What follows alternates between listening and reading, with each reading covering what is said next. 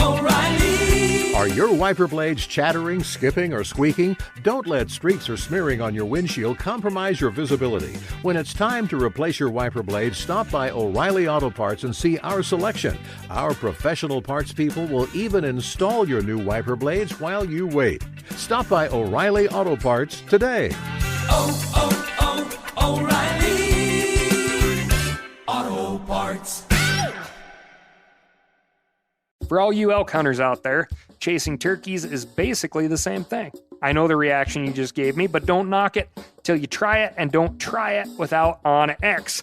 The Hunt app will not only help you find new areas on public ground, but I use it to find out landowner info to get permission on private ground that I see birds on as well. OnX Hunt has a special offer for you. Use code CAL to receive 20% off your membership at onxmaps.com/hunt and find more birds this spring. There's nothing like snook hook sets at dawn or catching a tarpon in the moonlight. Find your next fishing trip made easy on fishingbooker.com and experience the magic of the Sunshine State or any other destination on your fishing bucket list. Book a blue water adventure in search of sailfish or go snapper fishing with the kids. With over 6,000 captains and trips to choose from, planning your next one just got a whole lot easier.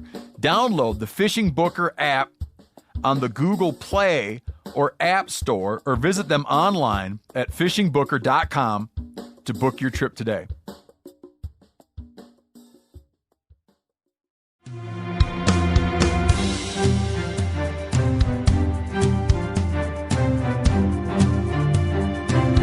From Meat Eater's World News Headquarters in Bozeman, Montana, this is Cal's Week in Review with Ryan Cal Callahan. Now, here's Cal. This week, we're going to attempt to feed two birds with one scone, or, if you're still into speciest language, kill two birds with one stone. If you're confused by my opener, that's something from our friends at PETA. We all know about racist and sexist language, which is language that denigrates certain people. Well, PETA is wanting to take on speciest language, which denigrates animals, by getting us to stop saying old-timey phrases such as bring home the bacon. So, on this week's Week in Review, I'm bringing home the bagels. Before we get into the news from the big wide world, which is going to include a few cool things about birds and some not-so-cool things about cats, I'm going to start with news from my world. Just got back from Tennessee. I was invited down to talk turkey with the folks from PBS television series Reconnecting Roots. The host, Gabe McCauley, had never been hunting, so we set out to get him his very first bird. We got a tremendous amount of help from the Tennessee Wildlife Resources Foundation, a nonprofit attached to the Tennessee Department of Fish and Wildlife. I got to tell you, Tennessee pretty much bowled me over because it was ultra green and beautiful. And you know that song, Crimson and Clover, over and over? Well, that is happening just outside of Nashville right now. So if you're around, get out there and check it out. It is gorgeous. If you've never hunted turkeys, here's some interesting facts. Turkeys are omnivorous. They will eat anything. Snails, snakes, mice, salamanders, even crayfish plucked from underwater. Turkeys, of course, had been nearly wiped out of Tennessee by the early 1900s due to unrestricted hunting and the destruction of habitat. Many other states, including Michigan for one, lost their turkeys entirely. Now, due to major reintroduction efforts by the Wild Turkey Federation and other sportsmen's groups and state wildlife agencies, the wild turkey can be found in every county in Tennessee and in every state except Alaska. That's about 10 more states than where turkeys could be found when Columbus, quote, discovered America. It's estimated that this country has around 7 million wild turkeys total. That seems like a lot until you put it in the context of domestic turkey production and consumption. Back in 2011, Americans consumed about 736 million pounds of turkey meat. That's a couple pounds of turkey meat for every American. But what we really like is chicken. In 2016, Americans consumed over 90 pounds of chicken per person. On to a particular bird that was in the news lately. A Florida man was killed stomped to death, it seems, by his pet cassowary in Alachua County. The cassowary, a native to New Guinea, can stand about 6 feet tall and weigh 130 pounds. Oddly enough, much like the wild turkey, the cassowary has incredibly strong legs, capable of propelling the bird to speeds around 30 miles per hour. According to the deceased's own wishes, the offending cassowary and around 100 other specimens of exotic wildlife owned by the man are all being auctioned off. Get your bids in. But keep in mind, if you want to get into the cassowary game, Florida limits ownership of the birds to those with prior cassowary experience. Here's another cool bird story. It's about a Laysan albatross named Wisdom. Wisdom, the albatross, nests every year on Midway Atoll. Midway Atoll is a 2.4 square mile piece of coral about midway between North America and Asia. 70% of all the world's albatross species nest there. Well, Wisdom was first banded on that island back in 1956. At that time, she was an estimated 5 years old. Laysan albatross are wide-ranging birds, and Wisdom has probably traveled around 3 million miles in her lifetime. She's currently a whopping 68 years old, making her the oldest known wild bird in the world. And she's still rearing chicks. There could be older birds, for sure, but we haven't heard from them. Until we do, hats off to Wisdom. Quick news hit on street pigeons, or Columba Livia. Municipalities have attempted to eradicate these birds across the country, but they do have their admirers. Armando, an uncommonly fast homing pigeon, which is the same thing, taxonomically speaking, as a street pigeon, just fetched $1.4 million at auction. That's a lot of scratch. O'Reilly Auto Parts are in the business of keeping your car on the road. O'Reilly Auto Parts offer friendly, helpful service and the parts knowledge you need for all your maintenance and repairs. I don't know if you stopped in at an O'Reilly lately, but I use one because we have one right not too far from my house. People there are super helpful. I don't care if I'm getting boat batteries, car parts, whatever. Love those guys. They got thousands of parts and accessories in stock, either in-store or online, so you don't have to worry if you're in a jam. The team at O'Reilly Auto Parts can test your battery for free, in or out of your car. If it needs to be replaced, they'll help you find just the right battery for your vehicle. If you need your windshield wipers replaced, a brake light fixed, quick service, they'll help you find the right part or point you to the nearest local repair shop for help. Whether you are a car aficionado or an auto novice, you will find the employees at O'Reilly Auto Parts to be knowledgeable, helpful, and best of all, friendly. The professional parts people at O'Reilly Auto Parts are your one-stop shop for all things do-it-yourself auto. You can find what you need in-store or online. Stop by O'Reilly Auto Parts today or visit us at O'ReillyAuto.com/meateater. That's O'ReillyAuto.com/meateater. For all you elk hunters out there, chasing turkeys is basically the same thing. I know the reaction you just gave me, but don't knock it till you try it, and don't try it without OnX.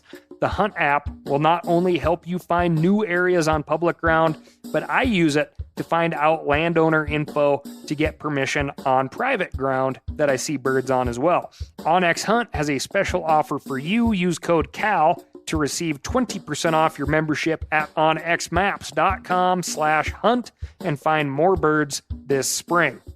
Now, a lot of you guys are familiar with the old hunting tradition of eating, some organ, the heart or a chunk of liver off the first animal you kill. I had that when I was a little kid, and it was a big deal. Organ meats were always prized by frontier people who knew the importance of getting a lot of different minerals and nutrients. And as often is the case, those guys were onto something, because organs are among the most nutrient-rich foods on the planet. And you can get the same benefits your ancestors craved via convenient daily capsules from Heart and Soil, made exclusively from regeneratively raised, grass-fed, and finished cattle. Heart and Soil's unique freeze-drying process means all those important nutrients are trapped in, ensuring you experience every one of the benefits of nature's superfood in a clean, convenient, taste-free capsule. Find out more at heartandsoil.co. And make sure to use code MeatEater for 10% off your purchase. That's heartandsoil.co. Use the code MeatEater. Now, according to the Chinese calendar, we're in the year of the pig. But if you listen to the news, you might think we're in the year of the cat.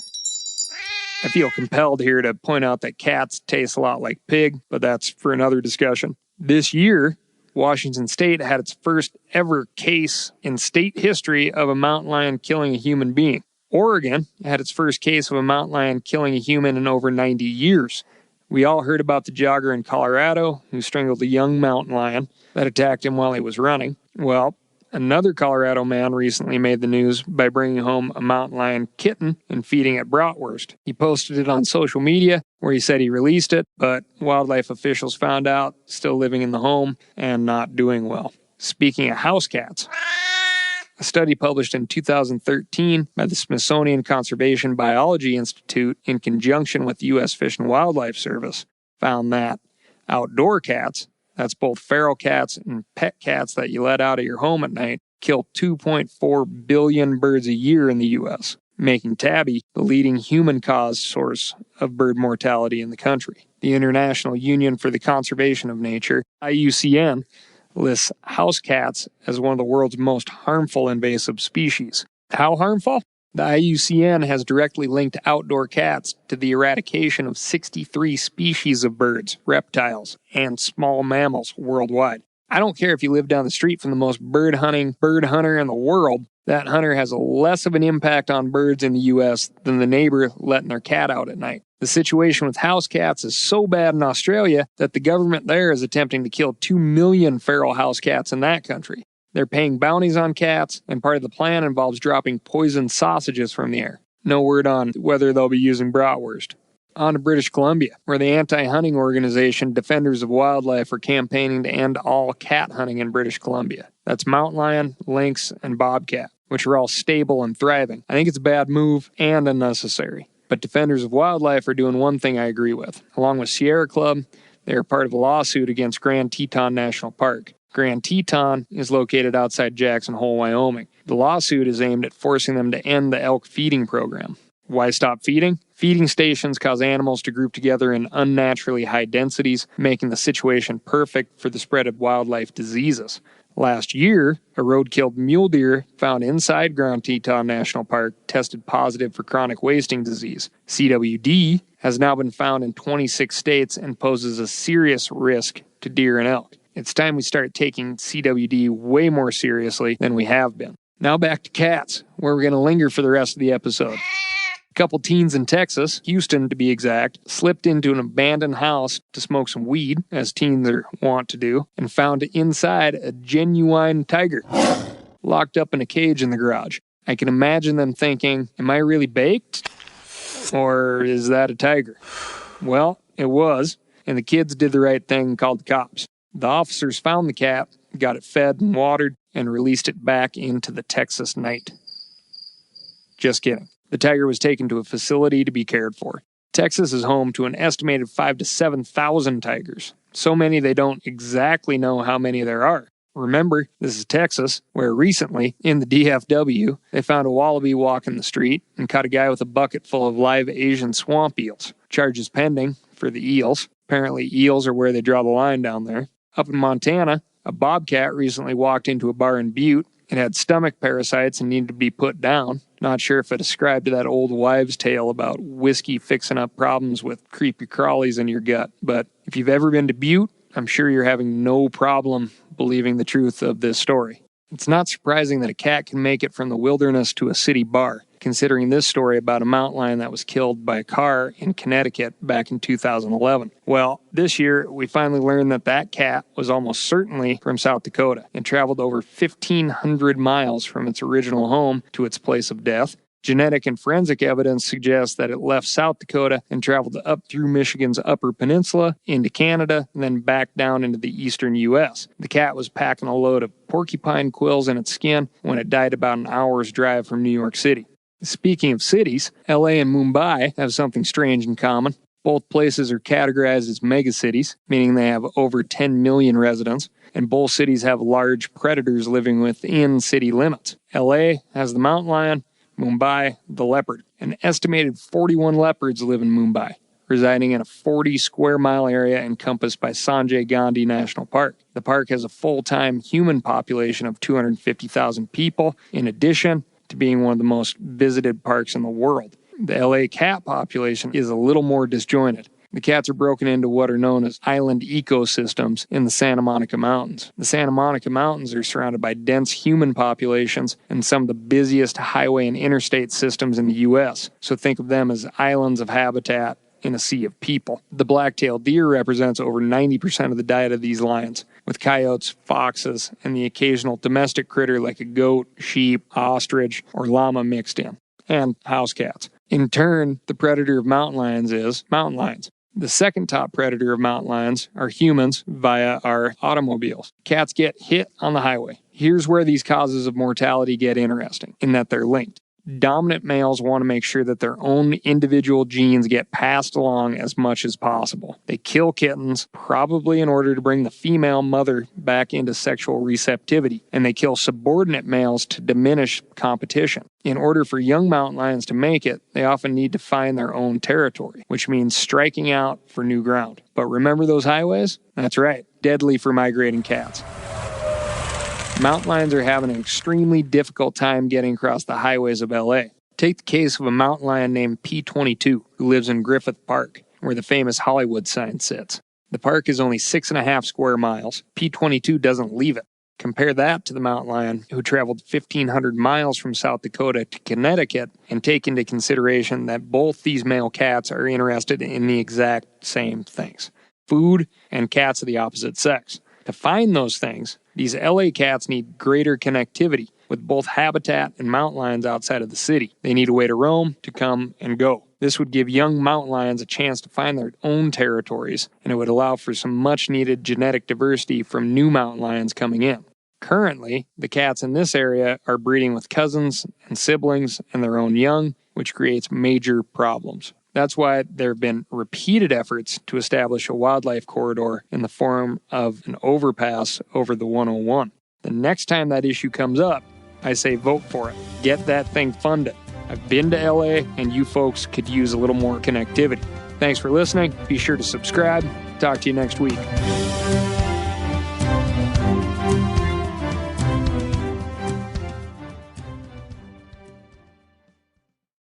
Hey, I just sat down with the owners and operators of Maui Nui Venison. They're on a mission to balance axis deer populations on Maui while giving back to the community and run a totally sustainable operation. For folks like me who want to get your own meat but aren't always successful, you can become a snack subscriber, get some axis deer sticks sent right to your door. Visit MauiNuiVenison.com.